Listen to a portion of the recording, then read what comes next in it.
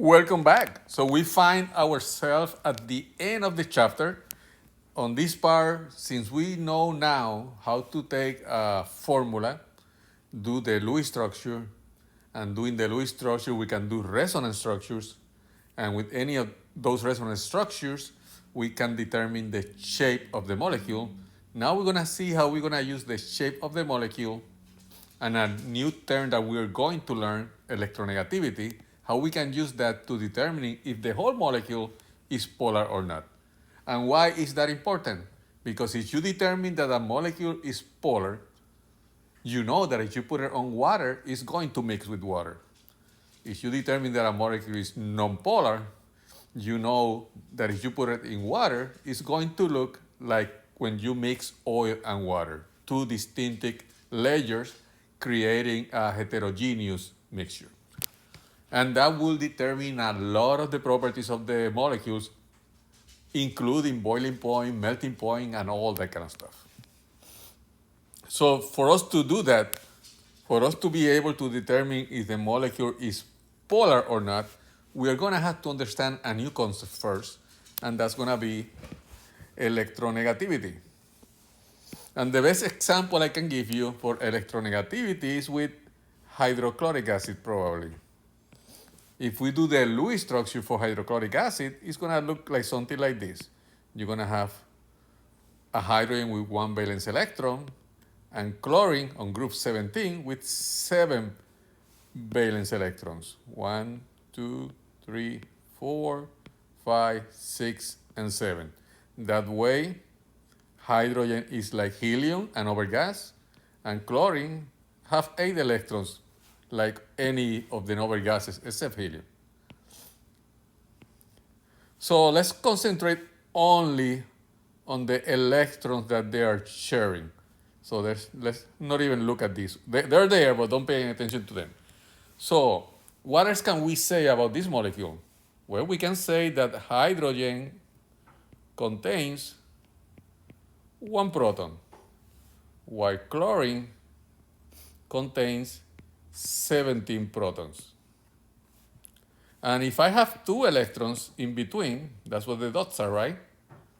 And the electrons which are negative love positive, which element, hydrogen or chlorine, do you think is going to have a bigger pull for those electrons? And your answer has to be obviously chlorine, because it has 17 protons. So if I ask you which of these represents the Lewis structure of a hydrochloric acid better, that one, this one, or that one?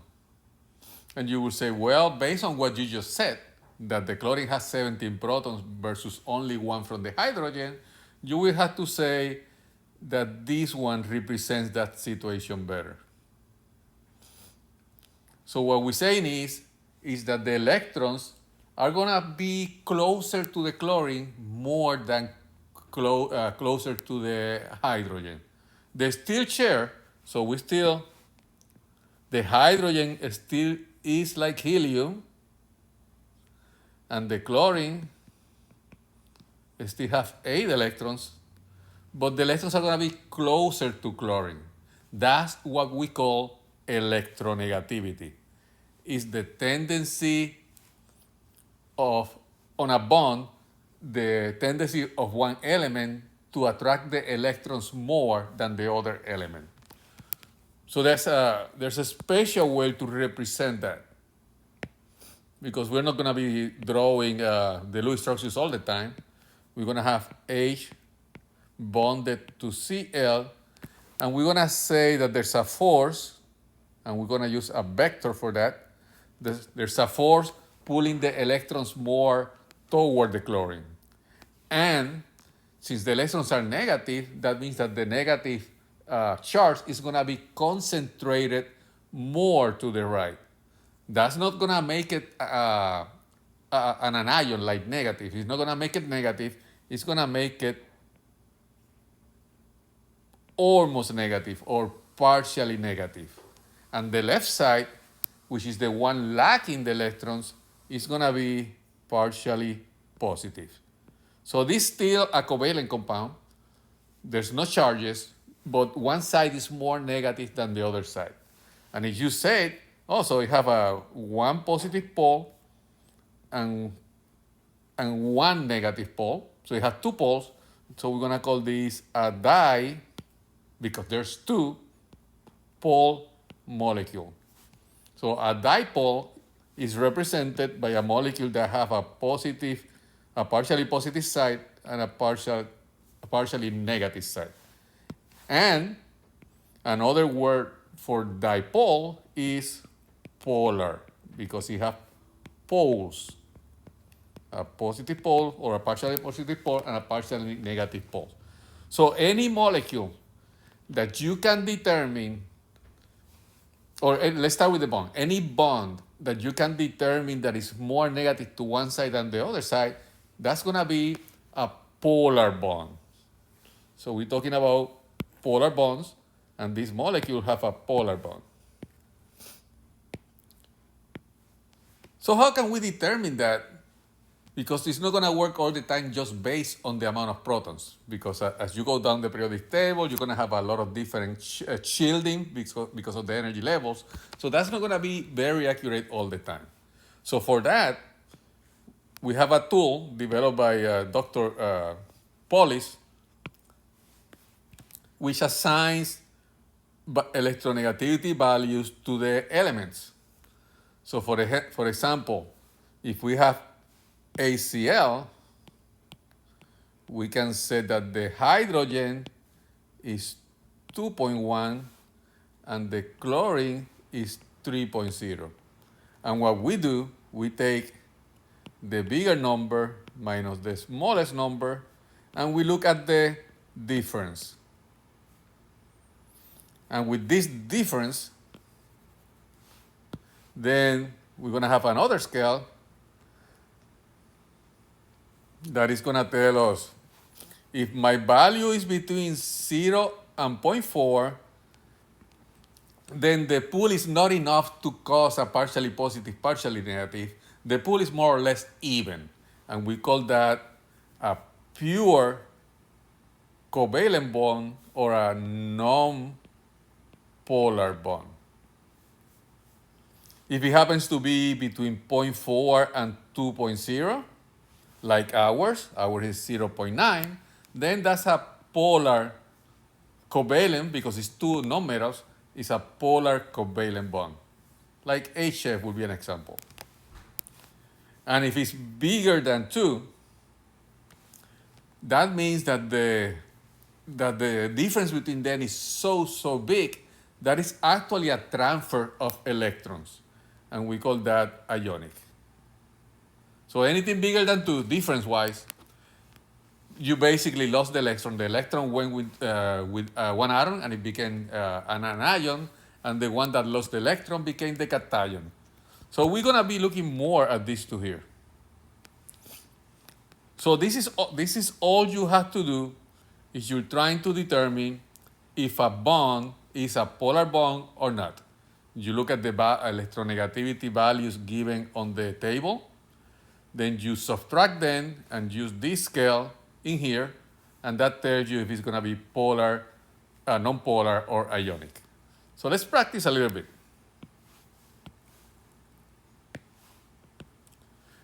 Let's do magnesium and Br. I can tell you right now that this one is going to be ionic because it's a metal with a non-metal. And if I tell you, I guarantee you that 100%, I will be lying to you because chemistry has blurry lines. For example, notice that this goes to 0.4 and this one begins on 0.4.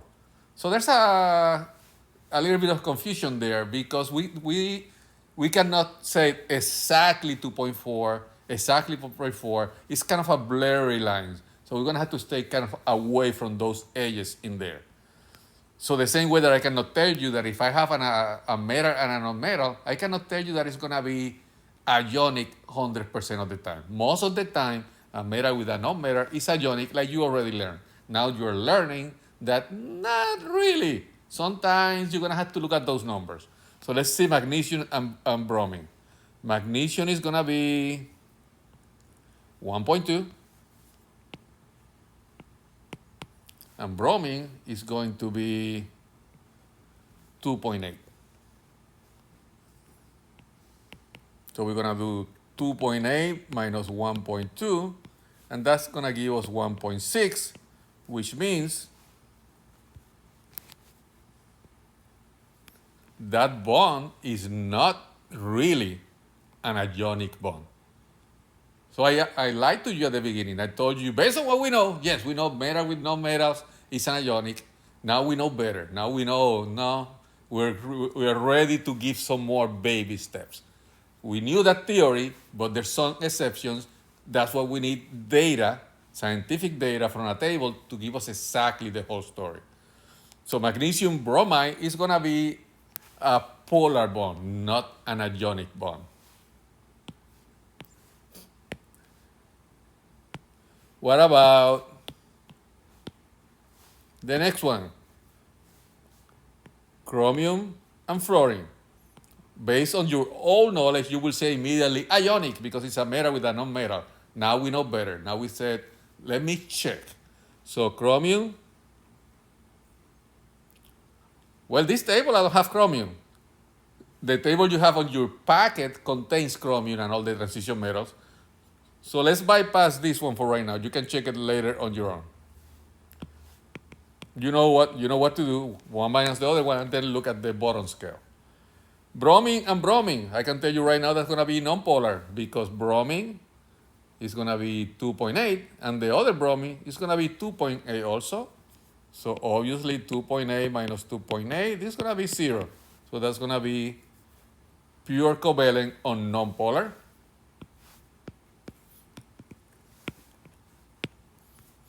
And let's check the last one. The last one is a transition metal. A transition metal with a non-metal. So that one we don't know. We don't know if it's going to be ionic or not because it's a transition metal. Not a transition metal, sorry. A metalloid. A metalloid, not a transition metal, a metalloid. So silicon is going to be 1.8. And oxygen is going to be 3.5 if my memory doesn't fail me. 3.5. I use oxygen a lot, so I cannot memorize that one without even trying. So 3.5 minus 1.8, 50 minus 8 is, that's going to be 1.7. 1.7 is definitely a polar bond.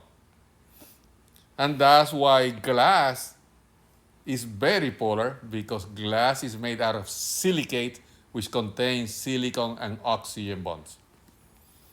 But do not quote me 100% on that because we're going to see that sometimes molecules that contain polar bonds are not really polar molecules. So, however, with what you saw in here right now, you can do your daily work. So make sure you do those 4. If by any chance one of them is not on the table, check the table on your packet. The table on your packet, which is posted in Canvas or your textbook, have all the elements. So with that said, now that we know how to determine if a bond is polar or not, can we determine now if the whole molecule, which have many bonds, is polar or not? How are we going to do that? Well, the first thing, you're going to have to do a Lewis structure. Second step, you're going to have to determine the molecular geometry.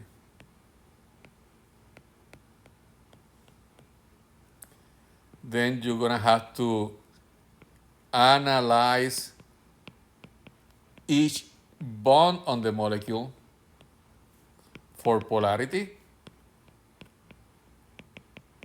And last but not least, the most important part, what is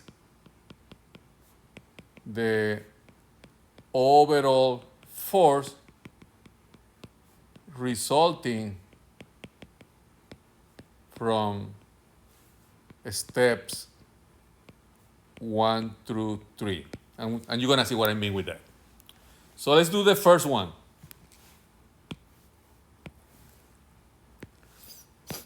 So the first one is ammonia. So I'm going to do NH3, which is going to be 2, 4, 6, and 8. Nitrogen is 5 valence electrons. Each hydrogen is bringing 1 valence electron, so 8 valence electrons. So that's what I have. And each one of them is like a noble gas. But that's not all I need. So this is these three are going to be bonds then. So these are bonds, bonds, and bonds. And now I'm going to look at my central atom, and I'm going to say it have 1, 2, 3, 3 bonding. So we're going to have 3 bonding groups and 1 non-bonding group. And that's going to be there. 3 bonding and 1 bonding. So the shape is going to be trigonal pyramidal, which looks like this. So I'm going to redraw my Lewis structure with the proper shape now.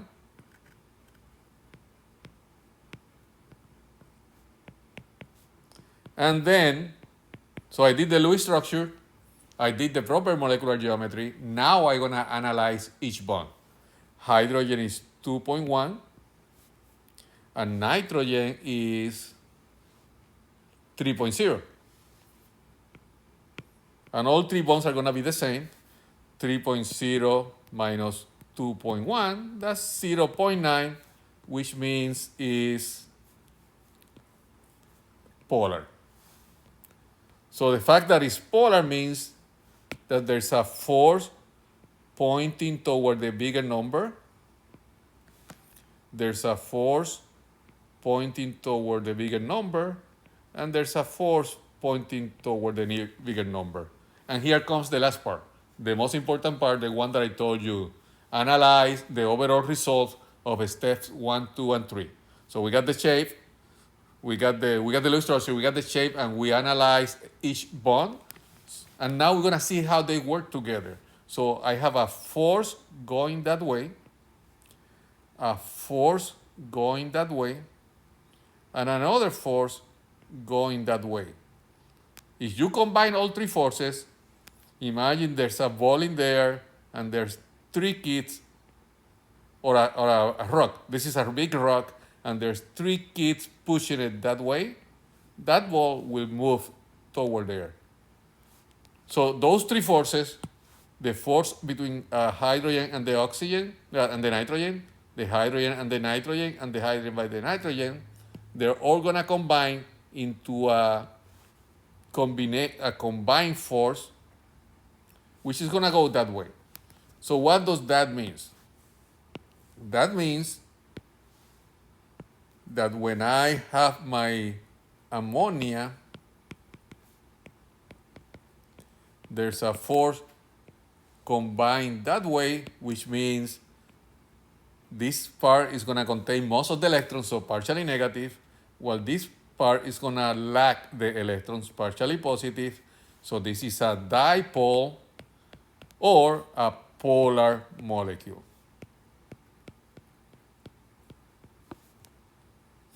But now let me show you another example of a polar molecule of what you think can be a polar molecule that is not really a polar molecule. So let me show you another one. Let me show you this one. So let's do carbon dioxide. Lewis structure.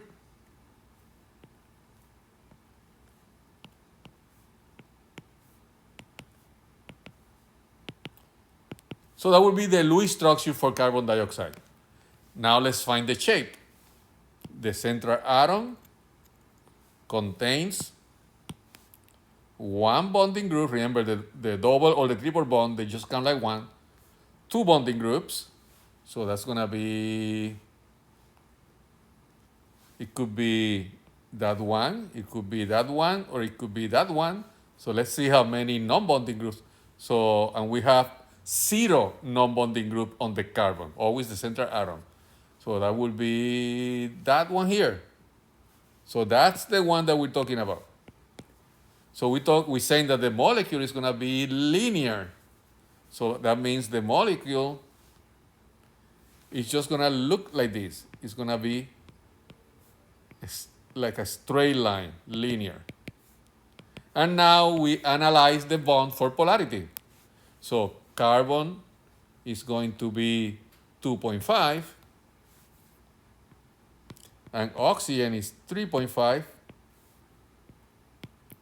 So 3.5 minus 2.5, that's going to be 1.0, which is going to be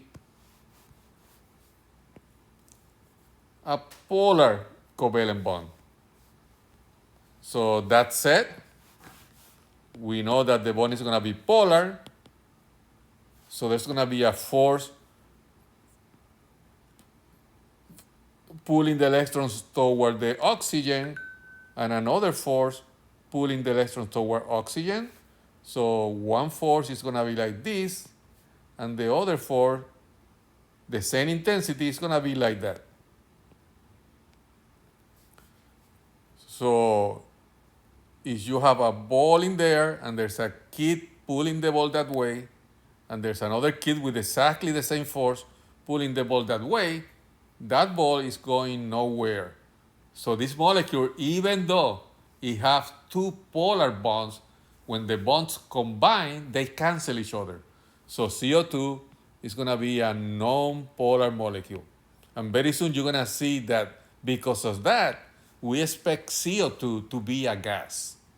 And you're going to see how powerful this theory is. I can tell you, that molecule most likely is going to be a gas. And I know CO2 is a gas, carbon dioxide. So let's do a couple more, and then you do your daily work. Let's do sulfur dioxide. So sulfur dioxide, sulfur in the center, oxygen and oxygen. We have 3 elements with 6 valence electrons, so 18 electrons. 1, 2, 3, 4, 5, 6, 7, 8, 10, 12, 14, 16, and 18. We are short, so we're going to get the 2 at the bottom and put them in between. So now we still have 2, 4, 6, 8, 10, 12, 14, 16, and 18. And this one is like an overgas. This one is like an overgas. And this one is like an overgas. So that's the true structure, which is going to be double bond on one side and single bond on the other side.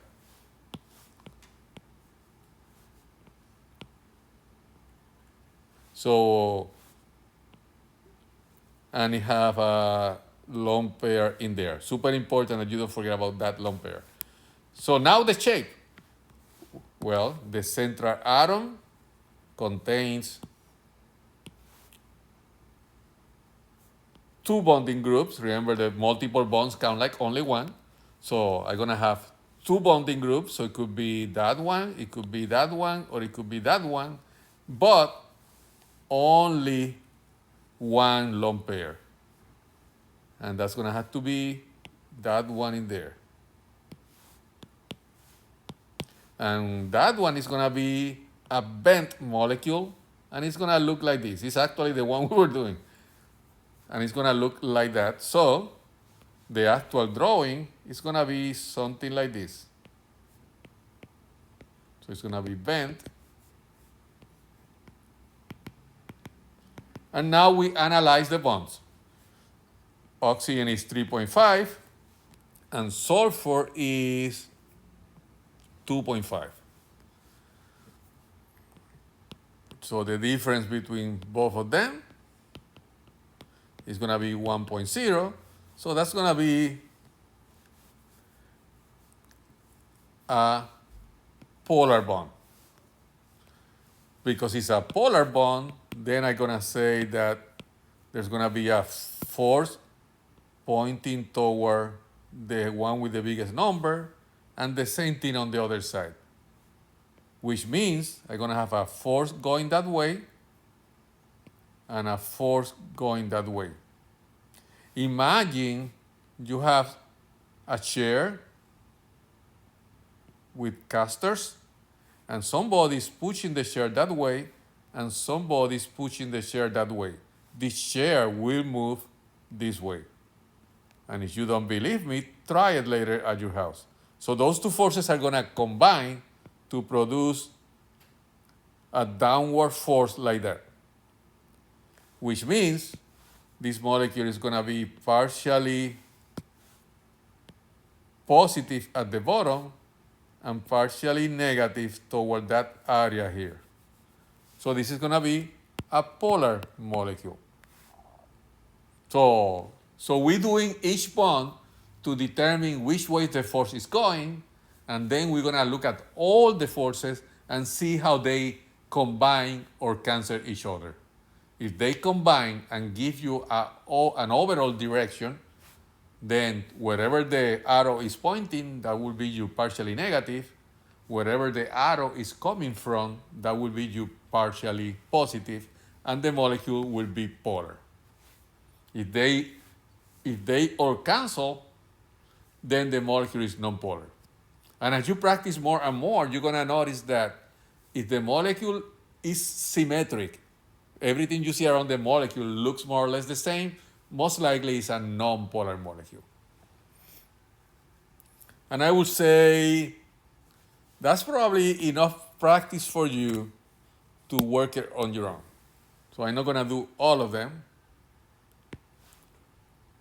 I think you can figure out, you can go back and forward and repeat the same ones I did because the concept is the same for all of them. And with that, go ahead and do those 5 problems. And remember, all this information here is on your packet, so you can see it better on your packet or your textbook. And when you are done with that, we're going to say that now we know how to determine if a molecule is polar or not, which brings us to the end of the chapter where we learn how to do Lewis structure for elements. From there, we went ahead and did it for ionic compounds. And we even predicted the formula based on how we combine the different elements. Then we learned how to do it for covalent compounds. We saw what resonance were, and we did several resonance. And then we used the molecular geometry table to determine the shape of the molecules. And with those shapes, before we got to polar, we learned what electronegativity was and how to use it to determine the polarity of each bond on the molecules. And then we saw how we can mentally combine all those forces to see if there is an overall force or not. And if you have an overall force pushing toward one side, then the molecule will be a polar molecule. And with that, we close this chapter.